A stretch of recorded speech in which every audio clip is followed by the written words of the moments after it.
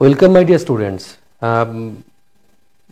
RRB যেই যে কাট up নিয়ে তোমাদের যে মন্তব্য অনেক রকমভাবে, যে স্যার একটা ভিডিও করুন বা আপনি জানিয়ে দিন, আমাদের তো অনেক স্টুডেন্ট রয়েছে, তারা তো বারবার বারবার রিকোয়েস্ট করছে। তো আসলে এটা একটা কঠিন কাজ, যে কাজটা আমার পক্ষে করা একদম অসম্ভব। মানে কখনো কখনো মিলে যাচ্ছে বলে এটা নয় যে আমি একদম ঠিক ঠিক বলতে পারি, তবে আমার প্রত্যেকটা প্রিয় স্টুডেন্টের জন্য এটা আমি অ্যাসিওর করতে পারি যে মানে এই সিস্টেমে থাকতে গিয়ে একটা আইডিয়া আমাদের মধ্যে ক্রিয়েট করে, সেই আইডিয়াটাই তোমাদের সামনে আমি আজকে তুলে ধরবো।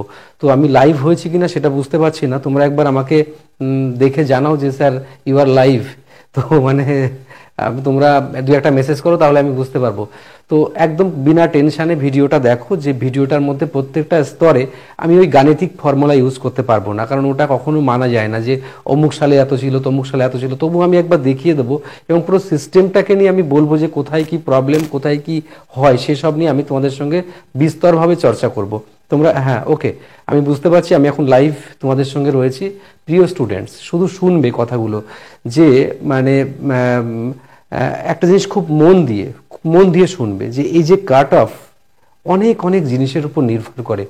এই যারা এই যে ইউটিউবে কাট আপ করে বলছে অমুক হবে তমুক হবে, এই হিসেব কিন্তু মেলে না, কারণ হিসেব মেলানোটা টাফ আছে। কারণ কাট অফের সঙ্গে অনেক কিছু নির্ভর করে, অনেক কিছু। যেমন ধরে নিচ্ছি নর্মালাইজেশন কোনো কোনো সেটে বেশি কম হবে।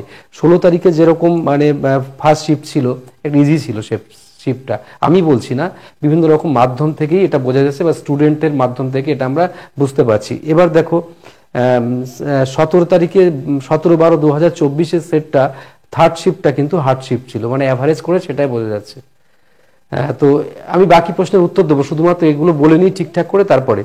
তো এই যে সিস্টেমটা আমি দেখতে মানে আছে এগুলো, এই তার জন্য নর্মালাইজেশন একটা বিরাট ফ্যাক্টর হিসেবে কাজ করবে। আর পার্সেন্টাইল যেহেতু হবে, মার্কস প্রত্যেকেরই বাড়বে, কমার সম্ভাবনা কম থাকে এই ক্ষেত্রে। তো এখন আমি যে বিষয়টা বিস্তর কথা বলবো, সেটা হচ্ছে যে আমি গতবারের যদি মানে পুরো বিষয়টা নিয়ে চর্চা করে দেখেছি, যে গতবারে কিন্তু ভ্যাকান্সি সংখ্যা 13+ ছিল, 13,000-এর বেশি ভ্যাকান্সি ছিল। তো সেক্ষেত্রে মানে 24 লাখের কাছাকাছি ফর্ম ফিল আপ করেছিল, তাই সেখানে কাট অফটা একটু বেশিই গেছিলো, সেগুলো নিয়ে আমি বলবো। কিন্তু সেবারের কাট অফ অত গেছিলো বলে এরবারের কাট অফ কম বেশি যাবে সেসবও কিন্তু কিছু নয়, ব্যাপারটা ওইখানটা নয়। ডিটেল যেটা ব্যাপার বলা, সেটা হচ্ছে যে এবারের কাট অফ একটা ভ্যারাইটি থাকবে, কারণ এবারের কাট অফের চর্চাটা যেভাবে হয়েছে সেটা কিন্তু একটা লক্ষণীয় ব্যাপার, সেটা অনেকেই বলছে না। সেটা হচ্ছে পরীক্ষা কিন্তু কম্প্রেসলি হয়েছে, মানে কদিনের মধ্যে, 2-3 দিনের মধ্যে, 3 দিনের মধ্যে পরীক্ষা শেষ হয়েছে। এরকম কিন্তু আমাদের অনলাইনের ক্ষেত্রে, ভারতীয় রেলের ক্ষেত্রে ইতিহাসে যে এরকম ঘটনা ঘটেইনি, প্রথমবার ঘটলো এটা। তাই এই নাম্বারের ভ্যারাইটিটা অন্য বারের মতো এবার কিন্তু হবে না। তো এবারে সেই জন্য আমি মেকানিক্যাল, ইলেকট্রিক্যাল, ইলেকট্রনিক্স নিয়ে কিন্তু সবটাই আমি সুন্দর করে বলবো। আচ্ছা, তার মাঝে তোমরা এত কোশ্চেন করছো আমাকে, তো আমি একটু কথা বলেই ছেড়ে দিই, না হলে CBT2 কবে নাগাদ হতে পারে? দেখো, ফেব্রুয়ারি লাস্ট নাগাদ হওয়ার সম্ভাবনা আছে, আর রেজাল্ট মোটামুটি তাও আগামী জানুয়ারি 10 তারিখ নাগাদ বেরোনোর সম্ভাবনা রয়েছে। তো এই প্রসঙ্গে আমি আরেকটা কথাও তোমাদের বলি, অতনু বিশ্বাস, তারপরে আর রাজেন্দ্র, অনেকে অনেক রকমভাবে কোর্স জিজ্ঞেস করছে। তো আমাদের নতুন যে মানে CBT2 এর যে ব্যাচ, সেটা কিন্তু আগামীকাল থেকে শুরু হচ্ছে। স্পেশালি যারা আমাদের ব্যাচের সঙ্গে রিলেটেড রয়েছে, মানে রানিং রয়েছে, তাদেরকে ওই ব্যাচে নিতে হবে না। যারা আদার্স স্টুডেন্ট বা যারা পুরনো স্টুডেন্ট পড়তো, তারা নিতে পারবে। ঠিক আছে, CBT2 এর পার্ট A আর পার্ট B দুটোই হচ্ছে না আমাদের, দুটোই তো, পার্ট A পার্ট B, সাথে পুলিশেরটাও শুরু হয়েছে, তাই আজকে শুরু হয়েছে। ঠিক আছে, আচ্ছা এই বিষয় নিয়ে নয় পরেই কথা বলবো, আগে কাট আপের ব্যাপারগুলো আমি একটু ডিটেলিং করে নিই। ঠিক আছে, তো লাস্ট বারের কথা চিন্তা করলে আমি 2-3টে জিনিস এখান থেকে কিন্তু বিচার বিবেচনা করতে পারি। নাম্বার 1 যেটা আমি বিচার করতে পারছি, সেটা হচ্ছে সিভিল ইঞ্জিনিয়ারিং যারা আছো, তারা কিন্তু প্রায় 10% নাম্বার কম পেলেও প্রিলিমস ক্লিয়ার করতে পারবে তোমরা। আচ্ছা, এখানে আমি ঘুরিয়ে আর একটা কথা আসি। এখানে যে বিষয়টা সব থেকে ক্রিটিক্যাল হিসেব নিকেশ, সেটা কিন্তু অনেকেই বলছে না, সেটা হচ্ছে যে এই যে অনেকগুলো ক্যাটেগরি থাকে জুনিয়র ইঞ্জিনিয়ারের, এই ক্যাটেগরি ওয়াইজ কিন্তু কাট অফ হবে। কোনো ক্যাটেগরিতে কাট অফ 80 যেতে পারে, কোনো ক্যাটেগরিতে কাট অফ 60 হতে পারে, কোনো ক্যাটেগরিতে কাট অফ 45 হতে পারে, 50 হতে পারে, 55 হতে পারে। এই কাট অফের বিস্তর ভ্যারাইটি প্রতি বছর থাকে, এবারও থাকবে, এইটা কিন্তু বুঝতে পারবে। তারপর আরেকটা জাতিগত কাট অফ, যেটা তোমার এই মানে SC ST OBC, সেটা তো থাকে। এটার কাট অফ আমি বলছি না, মানে ক্যাটেগরির কাট অফ বিভাজিত হবে। ঠিক আছে, তারপরে ইলেকট্রিক্যাল মেকানিক্যাল কাট অফেরও ডিফারেন্সিয়েশন হবে। তো আমি একদম কিছু জিনিস আগে বলে দিই, তারপর আমি অনেকগুলো কথা তোমাদের সাথে বলবো।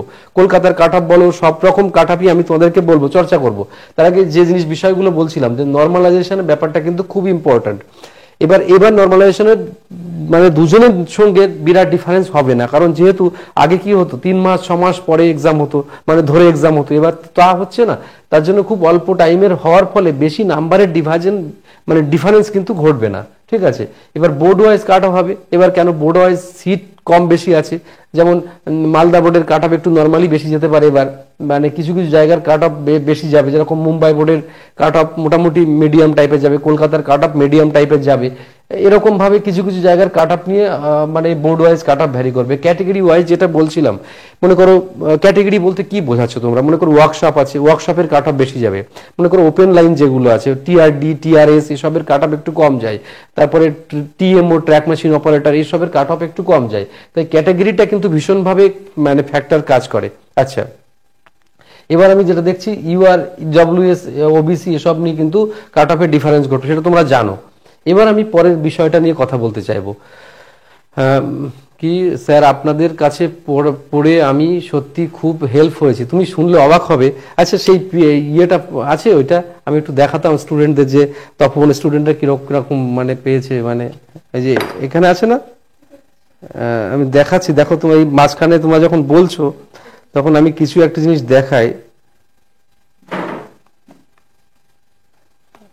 এটা কোথায় আছে যেন ইয়ে করা আছে, দেখো কোন আইপ্যাডটাতে আছে,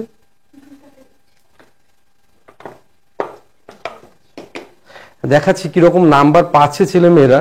মানে তপবন থেকে তুমি মানে আমি কি বলবো আর, আছে দেখি।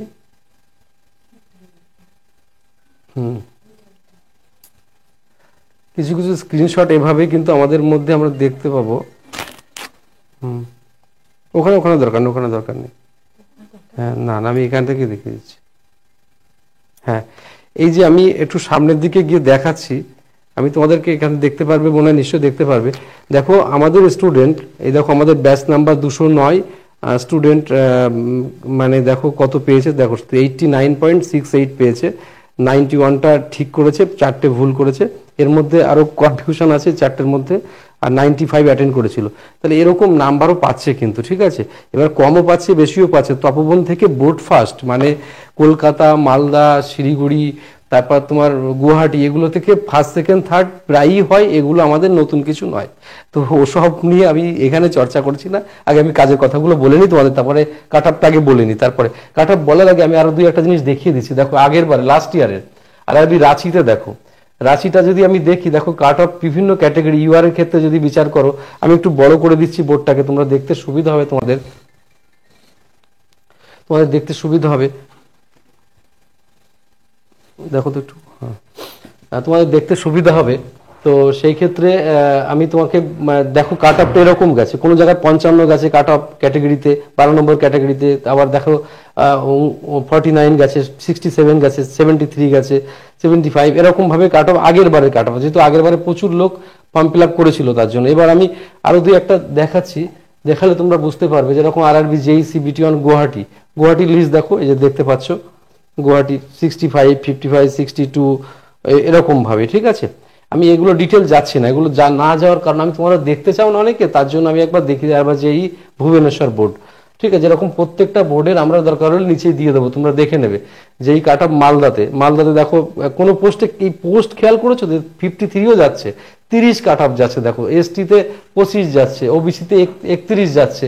তো কাট অফের পরিমাণ কম বেশি কিন্তু এরকম হয়। তো এটা ধরে রাখার কোনো কারণ নেই যে এটাই কাট অফ যাবে, ঠিক আছে, এরকম ব্যাপার হবে। কাট অফের ডিফারেন্সিয়েশনটা খুব হবে এরকম করে। পরেরটা আমি আর একটা দেখাচ্ছি, এই যে মুম্বাই বোর্ড দেখো, মুম্বাই বোর্ডে দেখো 62, 58, আমি জেনারেলটা বলছি। তারপর দেখো 52, 51, 57, 65, 73 বা এরকম কম বেশি গেছে। এখন যে পোস্টে এলিজিবিলিটি বেশি থাকবে, মানে সবাই পরীক্ষা দিতে পারবে, সেই পোস্টে কাট অফটা অলওয়েজ বেশি যায়, ঠিক আছে। তারপরে কিছু পোস্ট আছে খুব ভালো পোস্ট, সেগুলোতে কাট অফ বেশি যায়। তো কাট অফের নির্ভরতা এরকম। তো আমি এবার আসল জায়গাটায় চলে এসেছি আমি। দেখো এবার দেখো আমি চলে আসছি ইলেকট্রিক্যাল, মেকানিক্যাল, ইলেকট্রনিক্স, মানে কম্পিউটার সায়েন্স, আইটি, এগুলো একবারে মোটামুটি একটা সাজিয়েছি আমি। দেখো এগুলো আমি বারবার বলছি, এটা কিন্তু এর থেকে কম পেলেও তোমরা চান্স পাবে না তা কিন্তু নয়, মানে তা নয়, এর থেকে কম পেলেও চান্স পাবে, কিন্তু সেক্ষেত্রে ক্যাটেগরির মানে পরিমাণটা কমে যাবে তোমাদের, ঠিক আছে? ক্যাটেগরির পরিমাণটা কমে যাবে, মানে সবগুলো ক্যাটেগরিতে হয়তো পাস করলেন। আমি তোমাকে আরেকটুখানি ভালো করে বলে দিই, মনে করো কেউ 45 পেয়ে বা 40 পেয়ে জেনারেল ক্যাটাগরিতে কোনো একটা পোস্ট পেলো, তো সে কিন্তু সিবিটি 2-তে গিয়ে ওই একটা পোস্টের জন্য এলিজিবিলিটি হবে, এইটা মাথায় রাখতে হবে। এই জিনিসটা অনেকে আমি বোঝাতে পারছি না, সারা দেশ জুড়ে ভুলভাল বিভিন্ন রকমের বলছে এই ব্যাপারগুলো। আমি তোমাদের এটাই বোঝাতে চাইছি যে কাট অফটা ফ্যাক্টর পুরোপুরি ক্যাটেগরির উপরে। তো যে ক্যাটেগরিতে তোমার হচ্ছে কাট অফ, মানে তুমি 10টা ক্যাটেগরি যদি পরীক্ষা দাও, তুমি একটা ক্যাটেগরি যদি তুমি সিবিটি 1 পাস করো, তাহলে সিবিটি 2-তে গিয়ে একটা ক্যাটেগরির জন্য তুমি এলিজিবিলিটি, বুঝেছো? তার মানে বেশি নম্বর পেয়ে যারা পাস করছে তাদের সুবিধা অনেক অংশে বেশি। তো আমি এবার দেখে নিচ্ছি, ইউআরে দেখো 56 থেকে 60-র মধ্যে যদি তোমরা পাও তাহলে তোমাদের কিন্তু গোল্ডেন চান্স রয়েছে। এবার দেখো ওবিসি 53-র মধ্যে 57, তোমাদের কিন্তু গোল্ডেন চান্স রয়েছে। ইডব্লিউএস 50 থেকে 54-এর মধ্যে গোল্ডেন চান্স রয়েছে। এসসি হচ্ছে 46 থেকে 50-র মধ্যে গোল্ডেন চান্স। এসটি হচ্ছে 42 থেকে 56। এবার যারা সিভিল ইঞ্জিনিয়ারিং আছো তাদের এর থেকে 10% কম করে ধরবে, তাও কিন্তু তোমরা চান্স পেয়ে যাবে। কি বললাম বুঝতে পারলে? সিভিল ইঞ্জিনিয়ারিং যারা আছো তারা যদি 10% কম করে ধরো তাও কিন্তু তোমরা চান্স পেয়ে যাবে, কারণ সিভিল ইঞ্জিনিয়ারিং এর ক্ষেত্রে কম্পিটিশনটা কম হয় আরআরবিতে। কেন কম হয়? এর একটা কারণ আছে, যে কারণটা তোমাদের হয়তো কেউ বলবে না। কারণটা হচ্ছে যে যারা ইলেকট্রিক্যাল বা ইলেকট্রনিক্স বা মেকানিক্যাল তারা তো লোকো পাইলটের পরীক্ষা ফর্ম ফিল আপ করতে পারে বা অন্য অন্য জায়গায় ফর্ম ফিল আপ করতে পারে, কিন্তু সিভিল ইঞ্জিনিয়াররা তো লোকো পাইলটের ফর্ম ফিল আপ করতে পারে না। তাই রেলের জন্য তারা একটু কম লোক খাটে, মানে এই লাইনে, তার জন্য কিন্তু সিভিলে লোক সংখ্যা কম হয়। বুঝেছো ব্যাপারটা? এটা অরিজিনাল ফ্যাক্ট। তাই সিভিল ইঞ্জিনিয়ারিং যারা আছো তারা কিন্তু 10% মাইনাস যদি নাম্বার কম পাও, মনে করো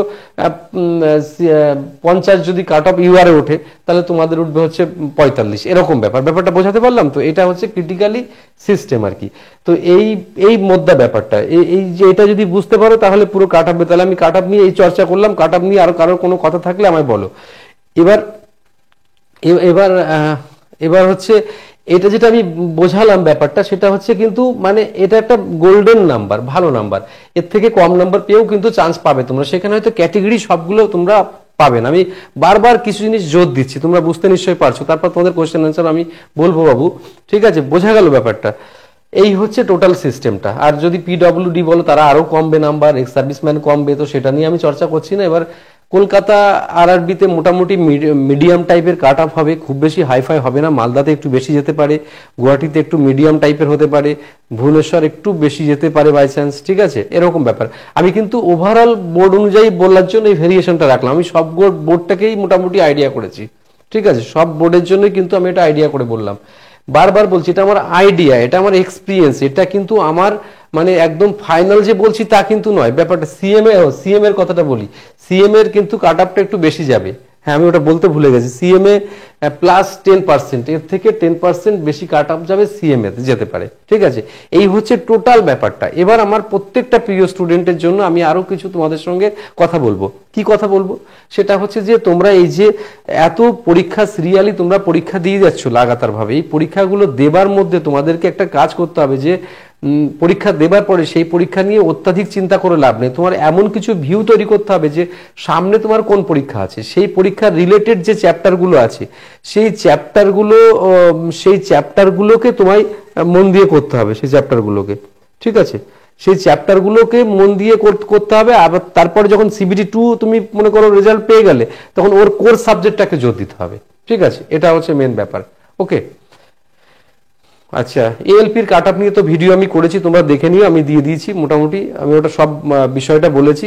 তো আমার প্রিয় স্টুডেন্টদের আমি এটা বলবো যে তোমরা পড়াশোনা যারা করছো শিওরলি ভালো করে করো, বেস্ট পারফর্ম করো।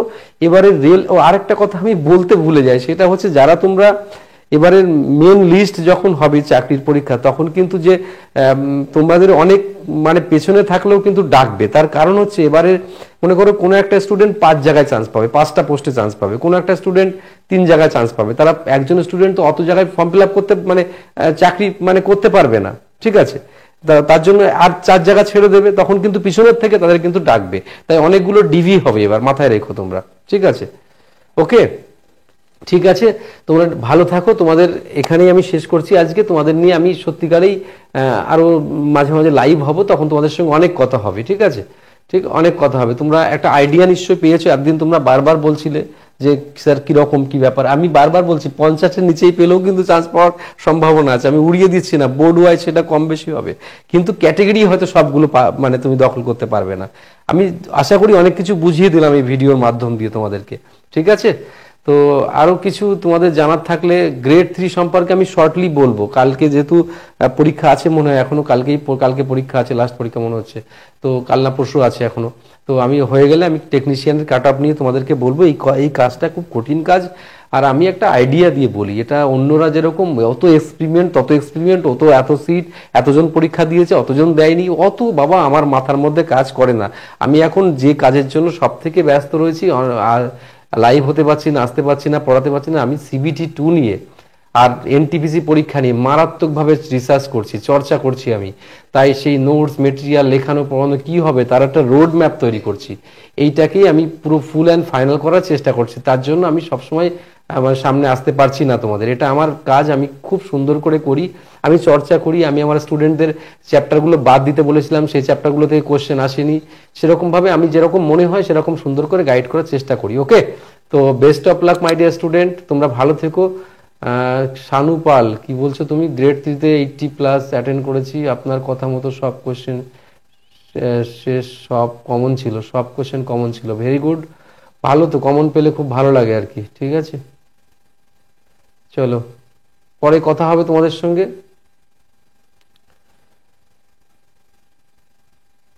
তোমাদের সঙ্গে পরে আবার অনেক অনেক কথা হবে। ঠিক আছে, তোমরা খুব ভালো থাকো। ঠিক আছে, RRB যেই কত কবে হতে পারে?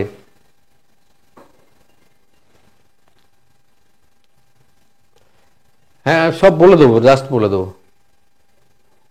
হ্যাঁ, এর মধ্যে থাকলে সবগুলো ক্যাটাগরি এলিজিবিলিটি, সবগুলো না হলেও দুই একটা বাদ গেলেও ম্যাক্সিমামগুলো এলিজিবিলিটি পেয়ে যাবে। ঠিক আছে, বেস্ট অফ লাক, ভালো থেকো। শর্টলি তোমাদের সঙ্গে আবার আমি মানে আসবো। ঠিক আছে, কোনো অসুবিধা নেই। ভালো থেকো তোমরা, খুব ভালো থেকো, মন দিয়ে পড়াশোনা করো। হতেই হবে। কারণ যে কষ্ট করবে তার চাকরি দরজায় চলে আসবে, এখন সেরকমই সুযোগ হয়েছে।